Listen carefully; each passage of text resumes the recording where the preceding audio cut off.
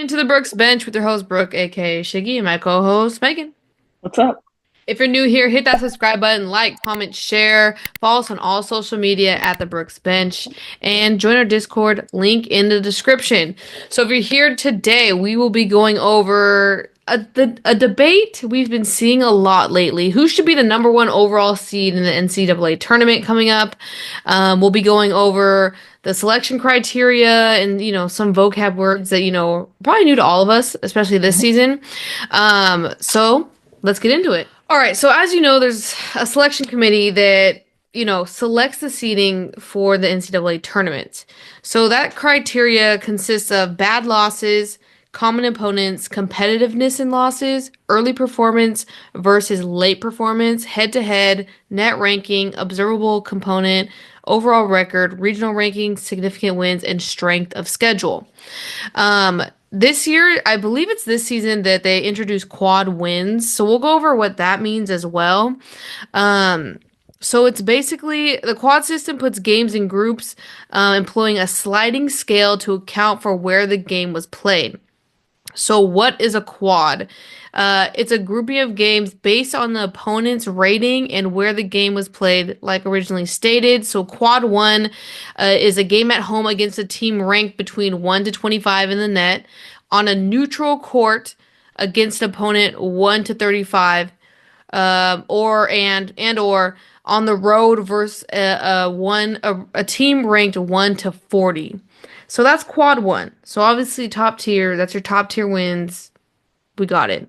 So quad two, three, and four are just an extension of that. So for example, quad two is home. It's a home game. The team's ranked 26 to 55, a neutral a site 36 to 65, and then a road game 46 to 80.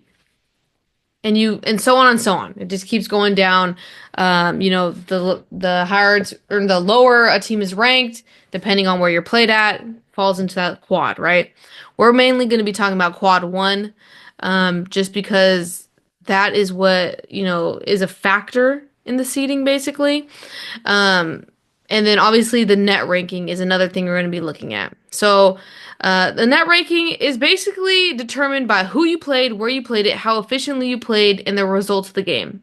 That's the simple version. Okay? You can go into like all the, technicalities, but that's the simple version of it. Um, so with all that said, all that knowledge, all the terminology, mainly for Meg, because I know I was going to say some things, huh, Meg? Hmm. Did you know half of these vocab words? No, I like to keep it simple. Yeah, so we're educating.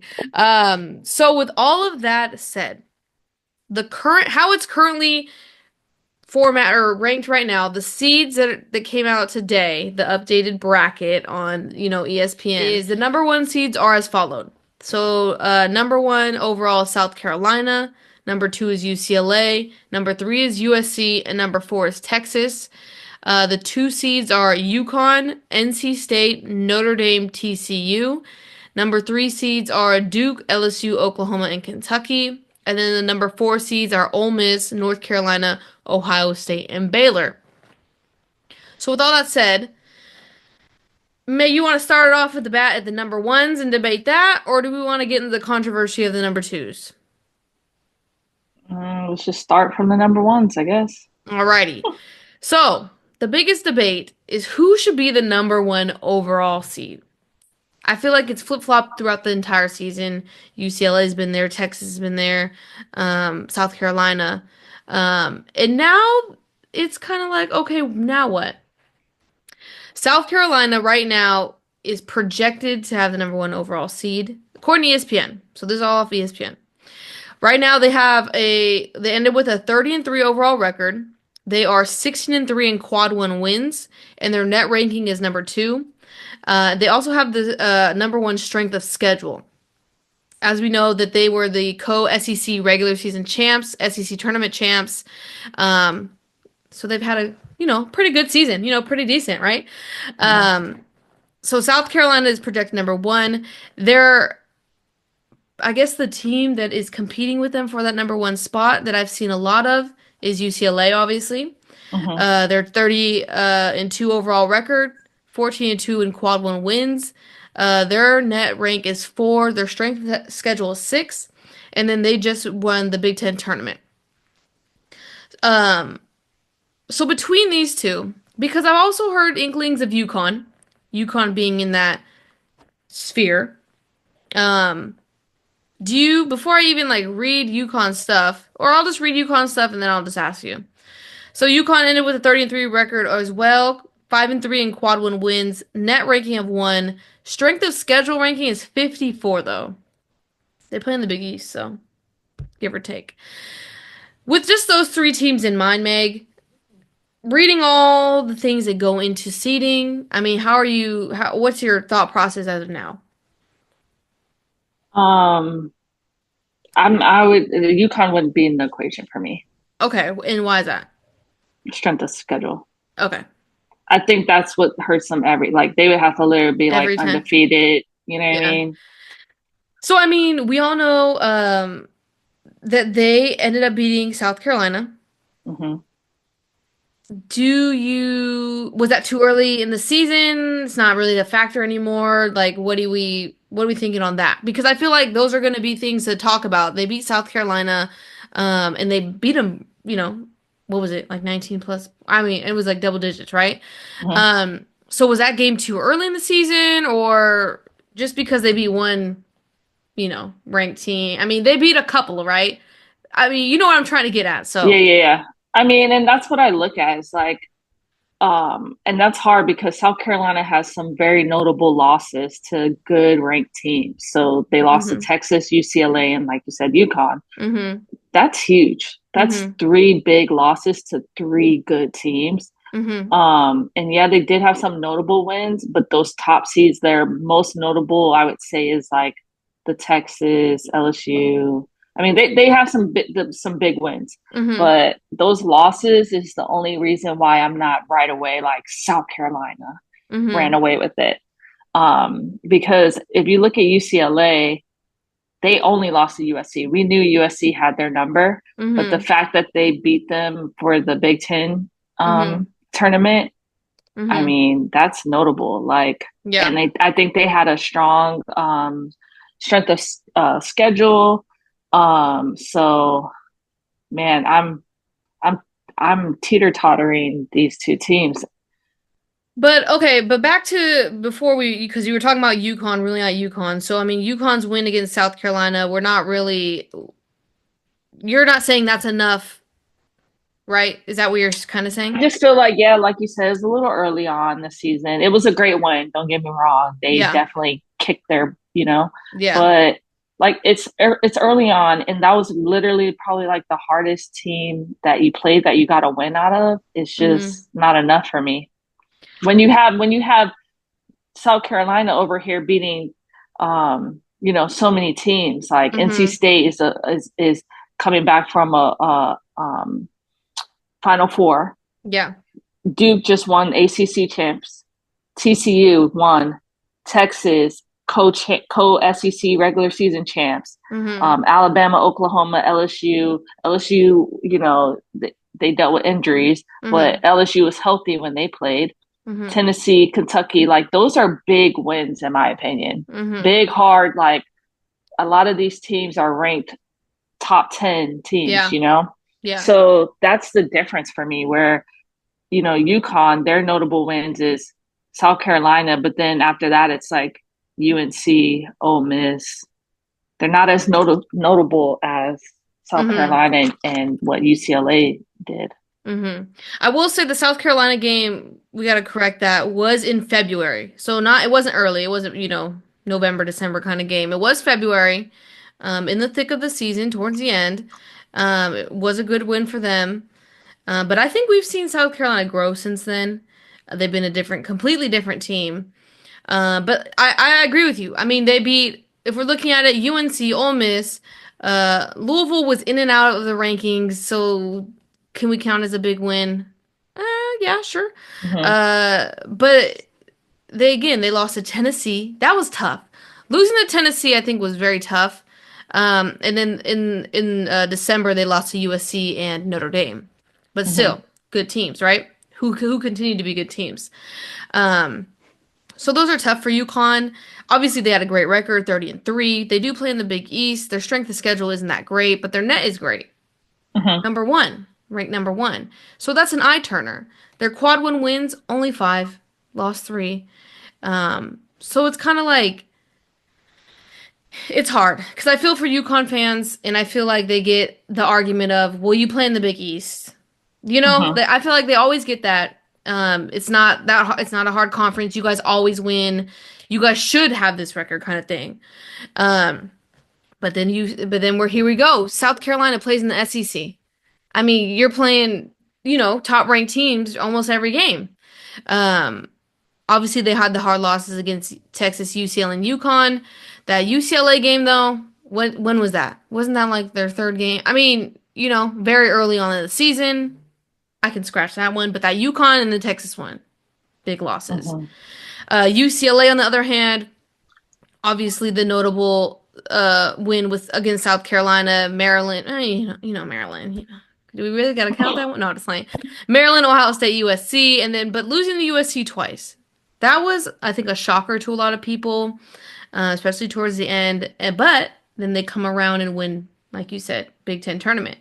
Mm-hmm. Um, I personally think, I don't know, UCLA to me has been kind of falling off a little bit in my opinion. Not just the Mm-hmm. losses to USC. And they barely beat USC in this one. When USC Mm-hmm. was in foul trouble, it wasn't looking good. They missed 15 shots in a row. When is USC going to do that again? Mm-hmm. And we always have the argument it's hard to beat a team 3 times. Okay? So it's kind of like looking at it that perspective. I think South Carolina has been progressing positively throughout Mm-hmm. the season and ended the season on a high note. They were co-champions, regular season champs with Texas, but then handled Texas in the SEC tournament. Mm-hmm. So it's kind of like they put out a dominating performance. UCLA kind of barely wins their Big Ten tournament. Mm-hmm. It's like all these different factors, and I don't know. Either way, either one we're gonna get slack for. And in my personal opinion, I think before we decide, USC and Texas, I think would have been more of a contender if they won their tournament. Like USC, say if USC won the Big Ten tournament, would it have been a harder decision for you to pick between South Carolina and USC than it is between UCLA and South Carolina? Or is it kind of the same weight? I think it's kind of the same. Okay. Because since USC lost, I think it knocks him out the one. Because Texas lost, it knocks him out the one. The overall one. Not the Yeah. one seed. Not they're gonna be one seed. I mean, we'll talk about that, but the overall one. Right. So I mean, if you had to pick between South Carolina, UCLA, which I'm guessing we narrowed it down to, right? Mm-hmm. Who would be your number one overall seed? Probably South Carolina. Yeah. Well, it kind of sounded like you were going UCLA for a second till we started talking. So what changed your mind? No, so the only difference is I won't take away that UCLA had a good season, but I think that it came down to, in my mind, I take into consideration a lot of what happens at the end of the season because in my Yeah. mind, it's transition, right? To be a great team, you have to transition. You do get over humps in the beginning, and you do have to work things out in the beginning of the season. And so, although I know South Carolina has some tough losses against some tough teams, Mm. I think that when it mattered at the very end of the season, come March and during their conference championship tourney, I mean, they Mm. just look like a whole different team. They're Mm-hmm. gelling, Yeah. and they ran away in the tournament against every team. Mm-hmm. You know what I mean? And Mm-hmm. UCLA, I mean, they had some scares, and Yeah. it Yeah. wasn't It was easy sailing close. for them. And I Yeah. feel like instead of going this way, they started to teeter and then flatline, like at Mm-hmm. the end. Mm-hmm. And even though they beat USC, like you said, they were not leading that game for majority of that game until the second half. Mm-hmm. So I mean, good for them. They were able to pull it out and definitely have um, the morale to be able to come back from Yeah. losing in that game and win Mm-hmm. it.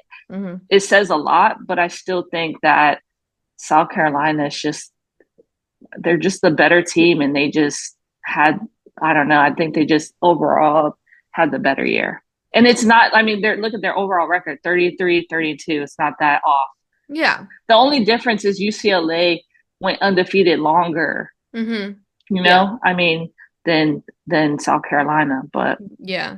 And I mean, I agree with you. I think you have to take into consideration where the team is at now. Obviously, mhm, you take the overall picture and the what they put out there, right? mhm, But it's also like Maryland. Let's just use Maryland as an example. They started off great. We were like, mhm, wow, like look at Maryland. And then through the season, it was like, right? mhm, But it's like that can happen to any team at any point.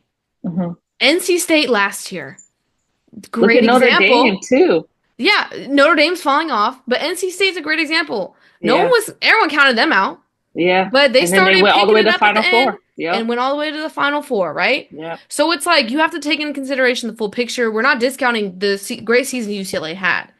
Um, it's just towards the end of the season, it's kind of like they're not falling off, but it's like they can. I feel like they can bamboozle you in the tournament. Like, But I feel like that's what the tournament is for. The tournament is for the teams that were able to take the regular season and mhm, make something of it and like get to a point where now they're this great team and now they're about to compete to see who's the greatest. yeah, It's like the regular season is just a warm preparation up. kind It's a of for warm the up. tournament. Yeah. Yeah, So it's yeah, like that's what I'm saying. It's like, yes, South Carolina has big losses against Texas, UCLA, UConn.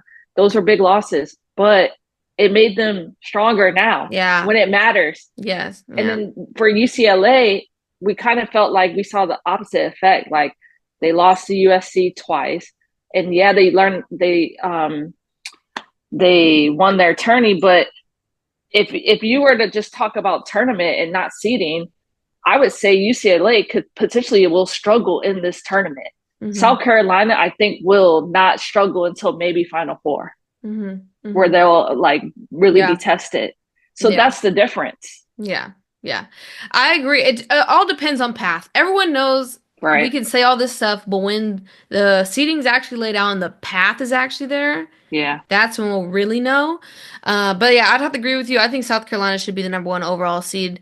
And I mean, I don't know if I'm sold on these seedings. Like, okay, for example, the number one seeds right now, South Carolina, UCLA. Boom. I agree with that.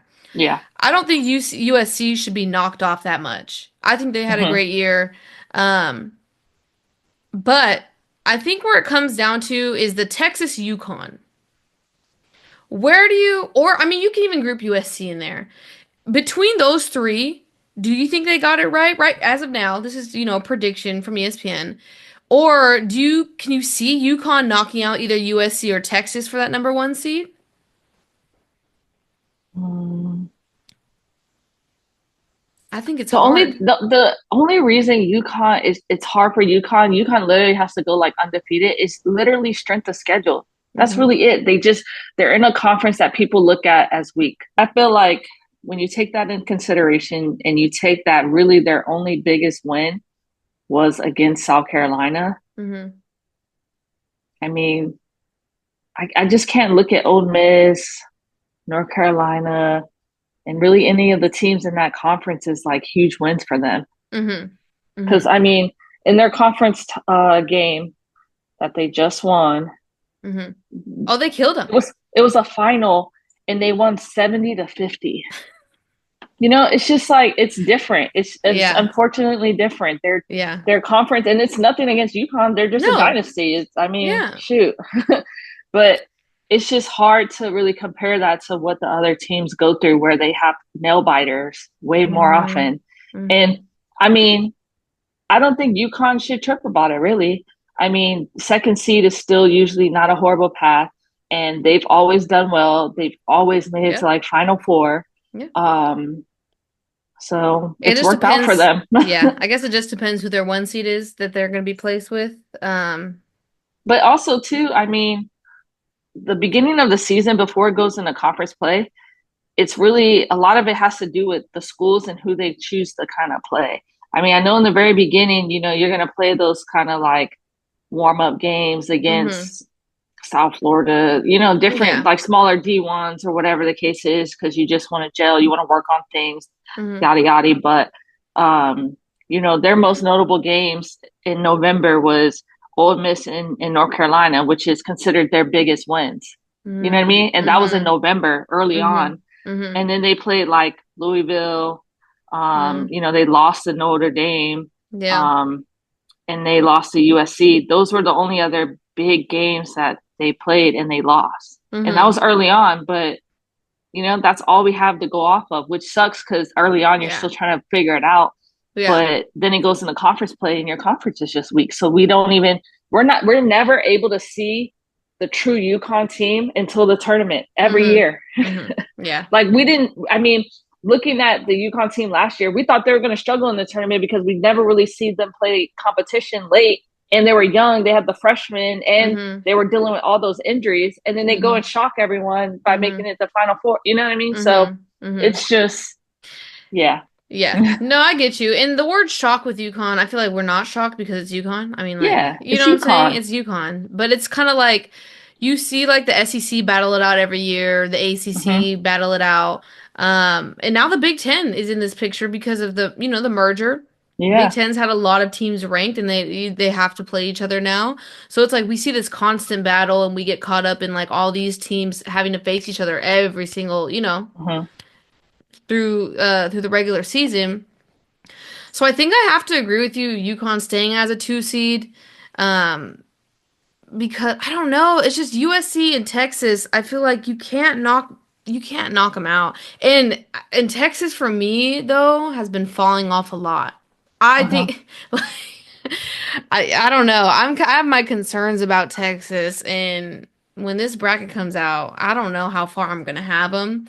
Yeah, and we can have concerns, right? Because that's normal. But still, up until this point, you have to take into consideration where Texas is. They made it to that championship game, and their strength of schedule was just stronger than UConn's. So, I mean, they just eased out by, Yeah. That's the only thing you can really base it off of. But if you were to ask maybe who's going to go farther, UConn or Texan, then that's a different debate. Yeah. Yeah. So which we'll have when the bracket comes out. Yeah. And on top of that, like, guys, like all we have to do is look at top 25. All these other conferences that we're talking about have many, many teams in the top 25. And then, not the biggies. Yeah. Well, Creighton's in there. Is Creighton still in there? Yeah. They're ranked 22, but like it's just them. And they were in the championship game and they lost to UConn 70-50. So yeah, I agree. Okay, so then we like the seeding how it is. South Carolina 1, UCLA 2, USC 3, Texas 4? Yeah. Okay. I know the other debate I do want to touch on really quick. So the 2 seeds, so UConn will be in there, NC State, Notre Dame, TCU slid into the last 2 seed spot when they won their conference tournament. I know another debate was Duke sliding in there, and being that last 2 seed. The only thing is, because I was going back and forth in it, because after Duke won the ACC tournament, oh my God, I added a bunch of C's in there. The ACC tournament, I was like, oh yeah, go Duke, right? But what TCU did was they won the regular season title and the tournament championship, which I think personally helped them out a lot. Yeah. Their strength of schedule isn't the best, and we know the ACC is super competitive. But TCU had a really good season. I think that they had a 31-3 record, quad 1 wins, 8-3, net ranking of 8, and then their strength of schedule was 39. I mean, they're out of the Big 12. There's not as many ranked, but there's still some. I mean, Duke, on the other hand, net ranked 7, 9-5, quad 1 wins, 5th ranked strength of schedule. The thing with Duke, though, they had a lot of losses. Not a lot of losses, but like losses like South Florida, Duke. Like ones that make you scratch your head a little bit, right? And TCU had the big win, NC State, Notre Dame. Those were crazy. West Virginia, Baylor. So it's kind of like, what do you think about those 2 teams vying for that last 2nd seed spot? Yeah, I think they got it right with TCU.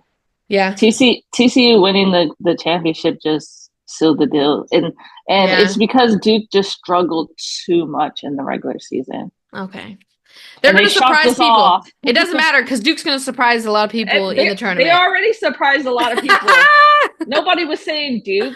Everyone was saying NC State or Notre Dame. Yeah, yeah, Huh, yeah. if you were to poll the world, Yeah, yeah, I the agree. only Duke people would have been the ones that are true Duke Yeah, fans. yeah. But I will say, this is like the second year in a row we've backed Duke. Last year we were wrong. Hmm. But this year, when we were in the preseason, we're like, Duke, we're rooting for you. You could do Yeah, it. yeah. And We I'm just just didn't glad. talk about it anymore because They were disappointing us a little bit, honestly. But okay, I would have to agree with you. I think by the TCU winning the tournament championship and regular season championship, it kind of locked it yeah, up. yeah. But I mean, the ACC tournament championship for Duke definitely helped them with that 3 seed. Some other 3 seeds projected as of now is LSU, Oklahoma, Kentucky. I really don't think they got the rest of these seedings wrong. And then the 4 seed, we have Ole Miss, North Carolina, Ohio State, Baylor. Um, yeah, I mean with the losses that LSU, because of the injuries, right? Uh-huh. LSU had some losses. Ohio State, I know, dropped out because of their losses. But Baylor pushed themselves in at that 4 seed when they basically advanced to the Big 12 championship. But I agree with the other seeds. I think the main debate was the number 1 overall and then the number 2 seed between TCU and Duke. Yeah. I think it's pretty accurate. I don't know. I think the shakeup will come with the number 1 seeds, like seeding Uh-huh. between USC, Texas, and UConn. I can see there being a shakeup there. I wouldn't be surprised if any of them fall out or, come back in. But yeah, good luck to the people that gotta do all this. A headache. For But let real. us know what you guys think and why. Please Uh-huh. put why. I like hearing your guys' perspectives on that stuff. Because I know you guys, especially the people that comment, are like very studious of the game, been around the sport a long time fans, and have seen like the growth. So I love hearing, your guys' perspective on that. So let us know what you guys think about the number 1 overall seed, who you think should be that last spot for the 2 seed. And when we talk about this stuff, we're not hating on your guys' teams. Oh, and like, you know what I'm saying? Like, we're not coming at your teams. Everyone's a Uh-huh. diehard fan of their team. I get it. This is more of a conversation of like, who should it be? I feel Yeah. like this has been a very competitive season. Like, we're looking at the losses. Everyone has lost to everyone. Like, I think this is going to be the craziest season for the tournament. But yeah, drop your comments of your guys' predictions, and your opinions on this seating. We'll be back with bracketology. No, we don't have bracketology. We'll have our own selection of brackets when the selection Sunday's over. But yeah, thank you guys for tuning in.